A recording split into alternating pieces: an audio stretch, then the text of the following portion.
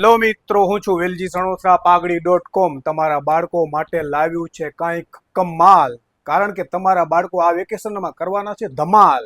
તમે જોઈ રહ્યા છો 50cc નું પેટ્રોલ ડર્ટ બાઇક. જી હા, સુપર બમ્પર ધમાકા મૂકી રહ્યા છીએ તમારી સામે. 5 કલર અવેલેબલ છે. કલર બી બોલી જાઉં છું: બ્લેક, વ્હાઇટ, યલો, ગ્રીન અને રેડ.